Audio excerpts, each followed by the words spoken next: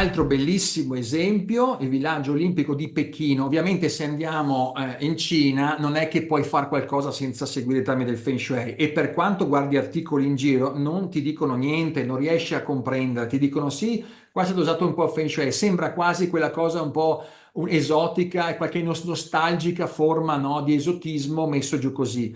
Ovviamente bisogna essere anche esperti e saper leggere, però ovviamente se vai su internet non riesci ad andare giù, non riesci a trovare niente, è tutto bloccato anche la visione e l'informazione appunto arriva in modo abbastanza basilare. Allora, intanto costruito per i Giochi Olimpici del 2008 nel periodo 8. No, giusto, anche qua un attimo c'è una cosa, capito? E per il 2008 scelgono, devi sapere che il numero 8 per i cinesi è la somma della fortuna in generale, lo fai nel periodo 8, ok?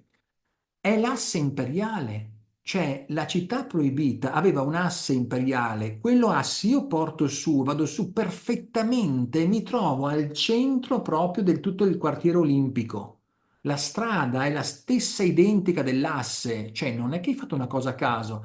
E c'è il rapporto montagne e acqua dato da tutto il discorso di Pechino, abbiamo visto l'altra volta, e da questo parco alto che fa da inquadramento di montagna di partenza, flusso del C puro di parco, con un tano sand, montagne, un parco con tutte le acque che mi fa scorrere poi un bacino centrale, tutte le acque mi arrivano dolcemente verso un bacino centrale, il flusso dell'acqua.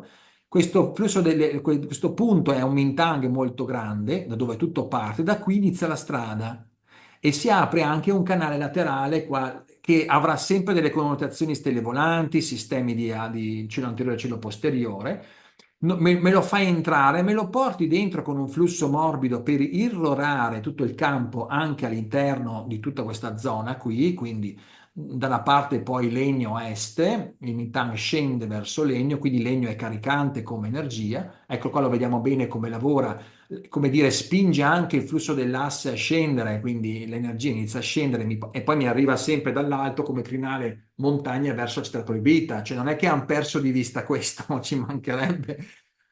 Ora, tutta quest'acqua qui coinvolge tutto quanto il punto della zona e diciamo porta energia laterale che fluisce, ma anche l'energia centrale. Ovviamente è un circuito energetico che si espande moltissimo con la luce. I cinesi giocano tantissimo con la luce, quindi i padiglioni sono laterali all'asse, le luci notturne e il flusso umano contribuisce a creare questo. Qua abbiamo uno yin yang anche come cerchio cielo, quadrato terra, è tutto un continuo discorso sempre di Feng Shui.